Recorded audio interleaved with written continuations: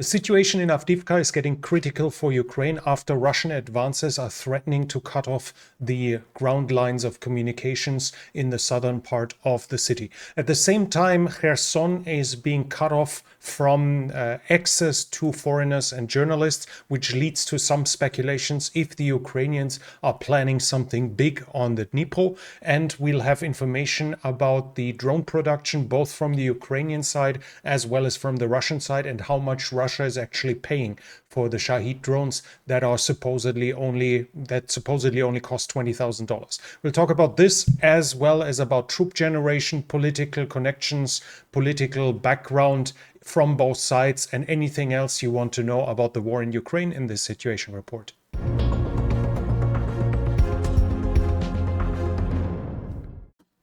We'll start off with the overall situation here. There is a video of Storm Shadow or Scalp passing a Russian air defense system, obviously not to the pleasure of the observers, even though those here are cheering. I mean, it shows that Scalp and, in this case at least, Scalp and Storm Shadow were able to directly fly over one of Russia's premier surface-to-air missile batteries without being shot down. As you can see, it starts with one disappearing in the background, and we can see the typical troop launchers of the S-300 or maybe S-400 system, and there is the second one passing by, flying in the background towards the Russian, towards targets in the Russian-occupied Ukraine. At the same time, Forbes is reporting that an attack in August 2023 has likely hit a Ukrainian attack has likely hit a factory that is producing sensors for the Lancet drones, and thus the production of it might have been impeded at least for some time. There were also Russian attacks against the Ukrainian hinterland. Civilian casualties are being reported, from several deaths to dozens of wounded, but in the overall scheme of pictures, in the overall picture, those attacks were, as sad as it sounds, nothing extraordinary, so we'll skip them mostly and go directly towards the developments along the front line. There is a report about Sumy Oblast here. Ukrainians are saying a group of 10 Russian soldiers tried to enter Ukraine over the border. They entered it, but were then identified and repulsed. The Ukrainian side is not claiming that they inflicted any casualties or took any prisoners, so in this case it seems to have ended without casualties. On the Eastern Front in the north, we have a fresh geolocalization for Russian positions close to Sinkivka. Here on Twitter it is identified, and you can see here this is the road in Sinkivka, and which we can see here. So the Russians have now been here at this position. Not a big advance, but we know that they have recently entered the positions in northern Sinkivka. And if I remember correctly, this video here shows Russian soldiers which seem to at the very least rest or have taken up positions. So it's possible that the Russian control was slightly extended towards the south, even though this was an attack that didn't end well for the Russians in this context. Also, fighting is continuing along other parts of the front line in Kharkiv and Luhansk, but we have one minor correction here in the south, close to Terny. Here, just for orientation, this is Seversky Donetsk, here's Kremina, here is Liman, and we are going to this region here, and here we have another geolocalization that was done here. And as you can see, this is basically the Bulge, and they have been on that road here. So we see the Russians seemingly advancing further west in this regard. It's not always clear whether that means they actually took a fresh position or whether they had to retreat afterwards, but we see them at least at this point that they have been here. So they likely advanced somewhat closer to the Sherebets, which is their likely interim goal, at least interim goal for their attacks in this offensive. South of the Seversky Donetsk, we have various reports about combat. Bilohorivka, Spirne, Vesele. We also have reports about fighting close to Bodanivka, Ivanivske, Klishivka, and Andrivka, but in no regards can I confirm any change in territory. We know that the Russians were somewhat pushed back here along the hill. There are some claims by the Ukrainian side that they have been more successful. I cannot confirm that. We have claims by the Russians that they have crept closer towards Ivanivske. I do not see any change that has recently happened, and any geolocalization that is around Klishivka is more or less in regions we already consider to be either by the held by the Russians or by the Ukrainians, so the front line doesn't seem to have changed there either. So let's go directly south towards Avdiivka, because here we do have some changes, and that is the Russians have in the last few days not just taken this territory. Those two tree lines were still under Ukrainian control a week ago, but they have managed to cross throughout this part of the city and have already not just reached the railroad line, but likely even crossed it. Now, this is a pro-Ukrainian map that is already basically admitting that they've crossed it. I've referenced it with other pro-Ukrainian sources, and they also say and confirm that the Russians likely hold a permanent presence on the western side of the railroad here in this region. And this is important in this regard, because if we take that more or less the position where they likely are, I probably measured it wrong here. Let's do it again from roughly here to let me see, this here down to this road. Then we have a distance of 734 meters. So what is that? Roughly half a mile. This is all that's left for the Ukrainians to stop the Russians before they cut the main ground line of communication. This is a paved road here, and here is probably an unpaved road from what we see. From what I see, I'm not completely sure, but here are the linchpins of the Ukrainian resupply, both towards the north, towards the coke plant. That is one of their strong points in the defense, as well as from the south. So this would be the ultimate goal, but if they reach it here, they more or less cut off all their positions in the south here, all the Ukrainian positions in the south, if they reach this here. Anything else to resupply them is already threatened by the Russians. This would probably be the last line of resupply, but there's only one tree line left in between that. So the southern part of Avdiivka is in danger of being cut off, which would probably force the Ukrainians to react either by doing a massive counterattack, which doesn't seem to make much sense in the current context, or by withdrawing, taking up new positions somewhere along this line here, or maybe even further west in the fortified towns. This is not just a short distance, but if we look on the map, this is more or less even a less built up area than the one the Russians just crossed through. So this offers no better way to stop the Russians than the area the Russians have just crossed successfully within just a few days. The only bigger obstacles for the Russians could be this plant here, which seems to be a transport company, so likely some storage area, some garages, and these here seem to be administrative buildings close. This is a parking lot close to the coke plant, so those are some better built up structures in between the Russians more or less have to cross through. But we are coming to a point where the Russians could, in a bigger success, cut them off fairly soon. Now, it seems unlikely that the Ukrainians will only place weak positions here, weak forces that can be pushed aside really fast, but at the same time the distance is getting slow and it's getting dangerous. We'll have to see how the Ukrainians react. They obviously have various options. They can do counterattacks right in here. They can counterattack at other positions to force the Russians to react to that and redeploy. They can also decide to withdraw from the southern part.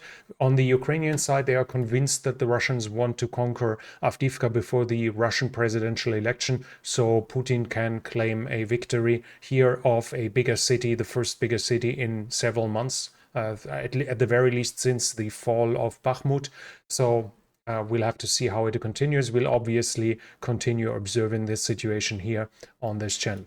Also, in the east, the Russians have been able to consolidate their positions along that road here. They have been spotted here, if I remember correctly. This is a geolocalization, and you see the Russians west of the road, directly west of that bigger pond here. Let me just check, just to be sure. This was it here. No, it's the northern of the three ponds. So I guess it's this. No, it should be this one here. Yeah, those are the 3 points, and it's the northern one. So the Russians are already here, meaning the whole front line is probably at the very least extended to this point, if not, if this doesn't mean that the Russians have already cut off or basically pushed the Ukrainians back from that whole area. With the pressure here in the north, pulling back troops in the southeast kind of makes sense. But we know about Ukrainian counterattacks in this direction as well. There have been reports about claims about Ukrainian successes in the south in their counterattacks, and indeed Ukrainian soldiers were seen in here, which would be roughly here. Whether they have been able to take that position is a different story, though I cannot confirm it, but it might be true that they have been successful. But generally, we should assume that the Russians are still in that southern part of the area here, but this position has some importance for the southern Ukrainian positions, which it seems they are still fortifying. They have still fortified. They are still holding, as this is the main line of communication, and the Russian positions have already been really close to it, thus endangering the whole grouping of the Ukrainian forces in the southern area. The further west, we have reports about fighting at Pervomaiske, and in the last few days, the Russians have consolidated their hold here. This was what was to be expected in the past situation reports. We already talked about it, that this was the main line of communication for the Ukrainian positions down here, so that we expected the Ukrainians to withdraw from that area to a line roughly here. It's probable at that moment that the Ukrainians are still in those 2 tree lines. I have not heard conflicting reports. I have not seen anything conflicting to that, but it is clear by now that the Russians have consolidated their hold over that southern part. Further south, in close to Novomikhailivka, we have other events. The Russians have had another series of serious losses, another round of serious losses, especially in this area here. A large concentration of fresh Russian wrecks have been recorded, but those attacks by the Russians have been bloody and have been done under heavy losses. They have had some success. We have now confirmation that the Russians are inside of Novomikhailivka in the outermost southeast. They have likely been established there. I've seen a video of the Russians fighting in the town itself, drone capture, so they are in the southeast of the town. They have now taken a foothold inside. Further west, we actually don't have much to report. Obviously, fighting is going on in the area south of Velika Novosilka. I do not see any change, though. We have fighting south of Orikhiv. There's actually the report that Zelensky had visited Robotine, even though it's only 1 to 3 kilometers away from the front line. There's a video of him. I wasn't able, at least ad hoc, to identify whether he was actually there, but in the past, when the claims were that he was close to the front line, it had always been proven true, so it seems at least likely that he actually was along the front line. But the overall change here, I cannot confirm. There are always some claims of we took some positions, but it seems clear that there was no serious change in the in the control of the area, whether or not 1 or 2 positions have changed. There are even claims now and then that the Ukrainians have advanced, like I recently reported, in the northern part of the front line facing Verbove. Rinki, I cannot confirm any serious changes. There are always claims and counterclaims, but in regards to the overall situation here, it seems unchanged. Russians are now and then attacking and suffering heavy losses, while we have no clue about the Ukrainian losses inside of the town. I can unfortunately confirm that I have basically daily videos of attacks on the boats supplying them, with which cause serious losses of the Ukrainians, as they obviously, the only way to resupply that is using the Konka here, which means the Russians know that through that small waterway, the Ukrainians have to use boats, and that allows them to strike them with drones, and they do that quite a lot. In the overall situation, we have a report from a Ukrainian analyst who says that the Russians roughly have 60,000 men in reserve right now along the front line. So 60,000 men are not deployed into the combat itself. but according to him, only 20% are fully equipped. I have no way of confirming his sources, of knowing how well he is informed, but he's quoted quite a lot, so there might be some credence to it. But generally, if we take him by his words, the Russians have by now a reserve of 60,000 men, even though only 1/3 of those are fully combat capable because of their equipment. The Ukrainians, on the other side, have such a drastic lack of shells for the artillery, even in Avdiivka, where there should be the focus of their supply, that they can only fire at bigger troop concentrations to save shells. And according to Ukrainian reports, the Russians have reacted to that. They simply sent smaller groups where the Ukrainians have the choice of wasting their few shells against 5 men or not shoot at all, which means the Ukrainian side is completely lacking artillery support when those smaller groups attack. Those attacks, as we've seen, have been somewhat successful and cause increasing problems inside of Avdiivka. And the Russians have also learned and adapted to the Ukrainian use of FPV drones. According to Ukrainian reports, the Russians have seriously increased their usage of electronic warfare systems, of drone jammers basically on their vehicles in Avdiivka. This also seems to be a concentration for the Russian employment, I think. Deployment, yes, sorry. For the Russian deployment of drone jammers seems to be a focus on Avdiivka as well, showing us once again that the Russians are trying to adapt as best as they can, and at least some success. We have a report from the head of the occupation administration in the so-called Luhansk People's Republic. He is confirming that an attack on a bakery in Lysychansk that reportedly was done with a HIMARS has killed the Minister of Emergency Situations in the so-called Luhansk People's Republic, and with the rank of colonel.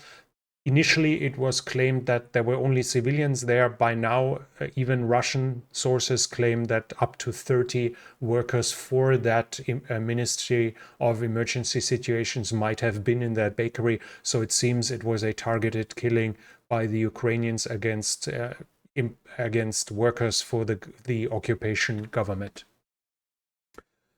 In the Black Sea, we have some information, and the Ukrainian side has published a video where they captured and then blew up a drilling platform in the Black Sea. That it's unclear whether it was gas or oil. And according to the Ukrainians, this was an illegal Russian drilling station in their territorial waters of the Crimean Peninsula.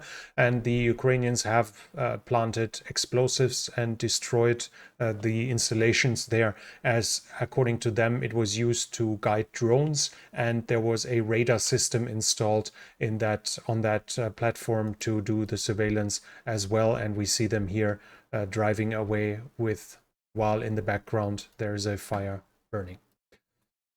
When it comes to partisans and sabotage and spies, we have some bigger news this week as well. The Ukrainian government, the GUR, has reported that, no, it was the SBU, if I remember correctly, that they have discovered 5 spies working for the FSB that worked in their own intelligence agencies. 4 were active duty employees, and 1 was a former one. They have given the FSB positions of Ukrainian armed forces, the positions of MLRS, as well as informations about troop and material movement.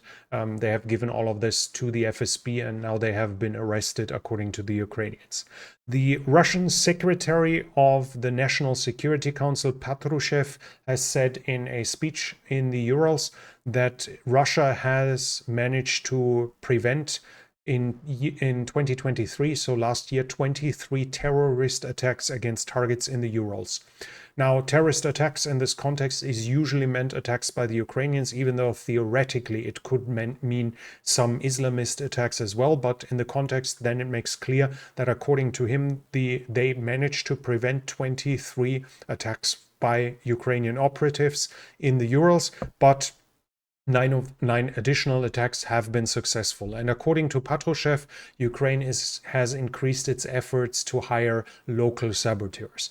The attacks then, we might have some information how those attacks are then being done by a publication of the State Security Service of Georgia, because they say they have arrested several suspects that were smuggling explosives with 6 detonators in total, so 6 IEDs with 14 kilograms of TNT. And according to the Georgians, it was meant for the Voronezh region inside of Russia, and the shipment came from Odessa inside of Ukraine. That could be an example how those explosives are then being brought into Russia to then give it to operatives, to spies, to saboteurs. Also, if we have informations from hackers that claim they have hacked data from the Iranian Revolutionary Guard Council. According to the data they have hacked is in context with the sale of Shahid drones. According to them, Russia had paid $193,000 for every Shahid 136, which, at least to claims, would cost $20,000 in Iran. And that was only the price in an order of 6,000. In a lower order, the price went up quite a big margin again. And according to those data, if they are true, the Russians are going to pay 1.4 million for every Shahid 238 that we see here. This is supposedly a Shahid 238 that is going to be given to Russia. As you can see, it carries a jet engine, and we talked about it in the past that it's supposedly having extended range and is faster at the same time, making it more difficult to intercept. The Shahid 107 that Russia has also ordered will cost $460,000. I have not found a picture about that yet, so I cannot really show you how big that drone is. Russia is at the same time increasing its own drone production, not just in Shahid drones, but also in other regards. The government has now announced that they are supplying 100 billion rubles, which is roughly 1 point something billion US dollars, 1.1 or something for domestic drone production inside of Russia until 2025, so for the next 3 years. According to that, they want to produce hundreds of thousands of FPV drones and tens of thousands of heavier drones. And at the same time, Russia is announcing that they increase the capacity at several of their military academies by open up new faculties and new buildings. This is clearly showing that the resupply of educated personnel, of junior officers, is intended to be increased. Russia is reacting to its officer losses and at the same time is preparing for a longer conflict where a permanent need for those officers will continue to exist. In the political sphere, we have informations from Latvia. Latvia has reintroduced the conscription, the draft. Every man between 18 and 27 has to serve in the armed forces for 1 year. This is even in effect if you are in a foreign country. The only ones exempt from that are those who are single parents that have health issues, or who have 2 citizenships and have already served in another country's army. Zelensky said in an interview that he wants to replace a number of personnel in the leadership of the country. Salushny's name in that context was not mentioned from what I saw, but it seems to be clear that he's about to go. And we have the Ukrainian Pravda here saying that it's not just about Salushny, but also the chief of the general staff, Serhiy Shaptala.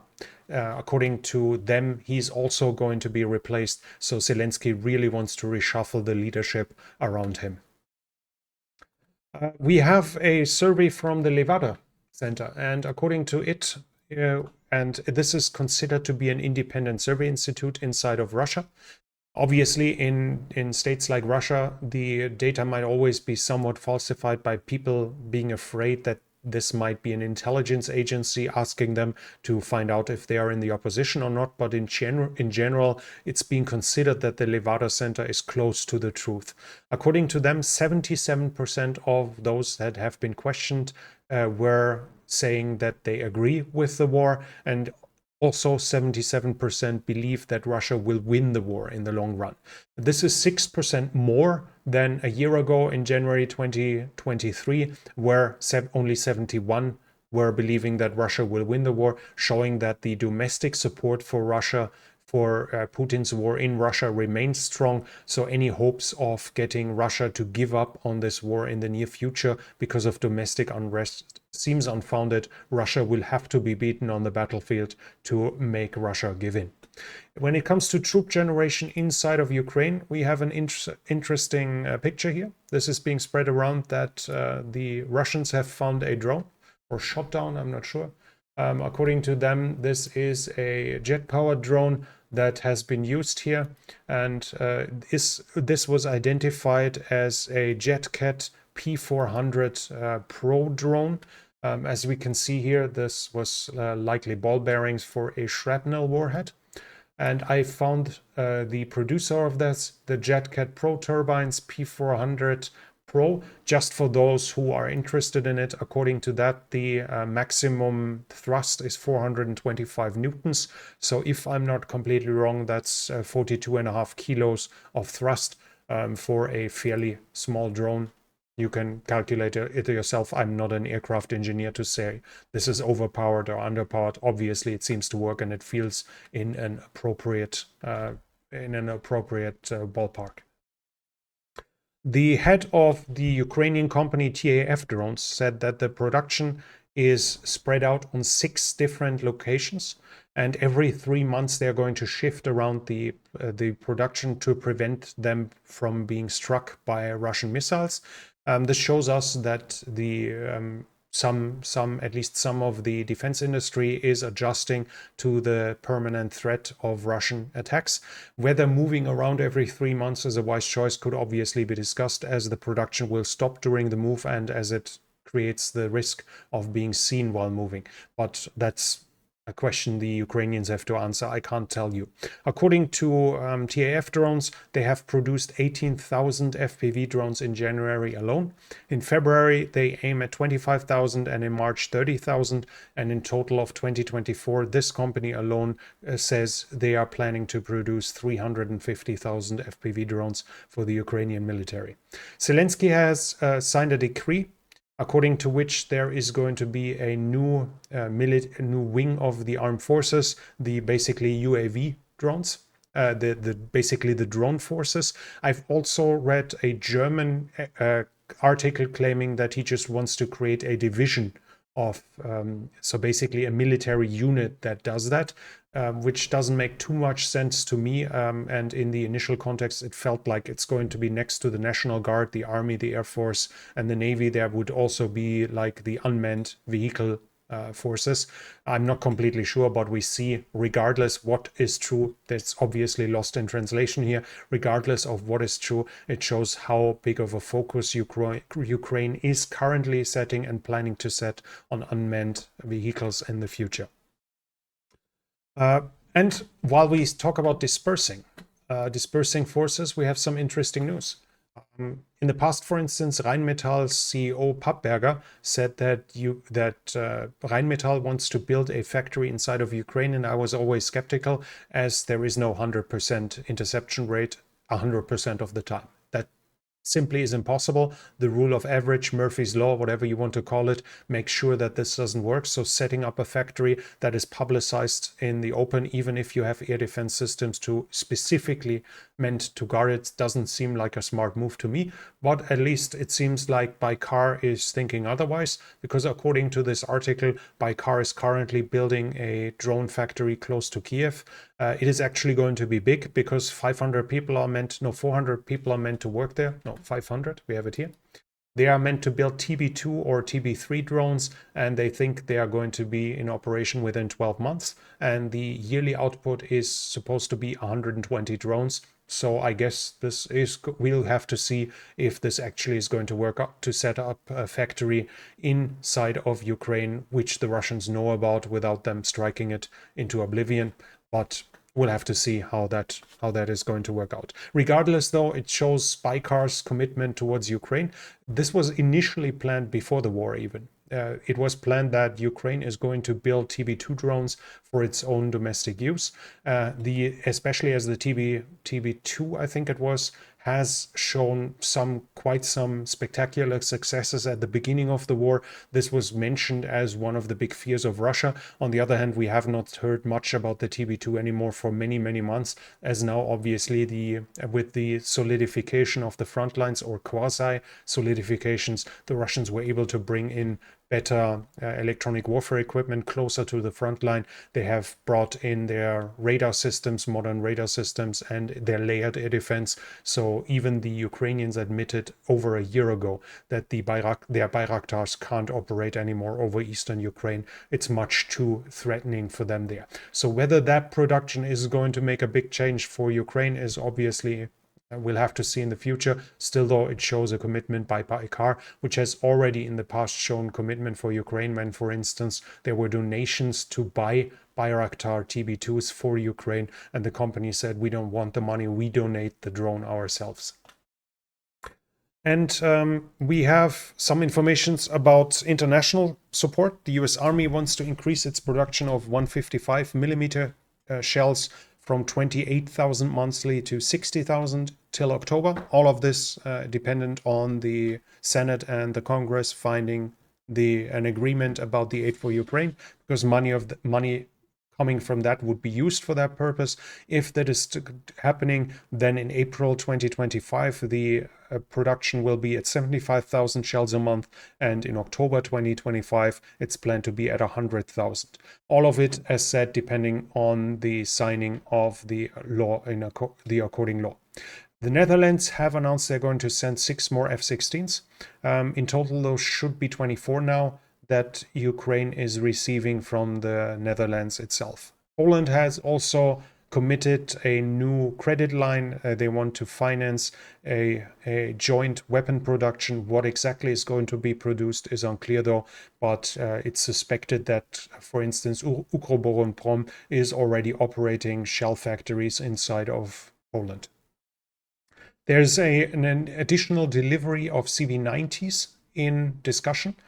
Sweden has signed some agreements according to that, which is talking about an additional delivery, but a one-time delivery, and it doesn't say any numbers, so I cannot give you anything. And it also talks about cooperation in the defense production, but in this context, it doesn't say CV90. So whether that cooperation will include production of additional CV90s for Ukraine is unclear, but at least a one-time donation, the Ukrainians can expect an additional one for the CV90.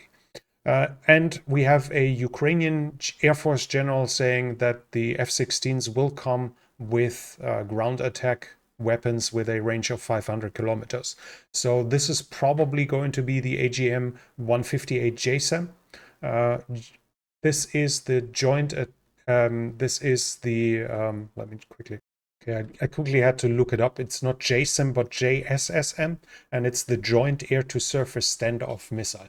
It's looking surprisingly like a Storm Shadow or Scalp, and according to the reports, its capabilities aren't that far off either. So if he's right, and that is far from certain, if he's right, then we should expect additional ranged weapons for Ukraine once they receive the F-16s. It's integrated in the F-16 system. Whether in those specifically handed over to Ukraine is a different question, but obviously the technical expertise is there to integrate them, so that's possible. But the thing is, we only hear about it from this Ukrainian general, so whether or not this is true, we'll have to see. We shouldn't cheer it too much at the beginning. But that was already it from me for now. If you like this report, then please give it a thumbs up. It really helps with the algorithm. If you're new here, I would like to invite you to subscribe to the channel and hit the bell icon, and write in the comment section, what do you think about the current developments? Do you think Ukraine will be able to hold Avdiivka, at least for the time being, or not? It can be highly interesting what the discussions in the comment section. This channel is only possible because of the support of viewers like you. If you like to support the channel, you can do so by the means in the description. Thank you very much to everyone already supporting this channel. And that's it from me for now. Thank you for watching, and I'll be back.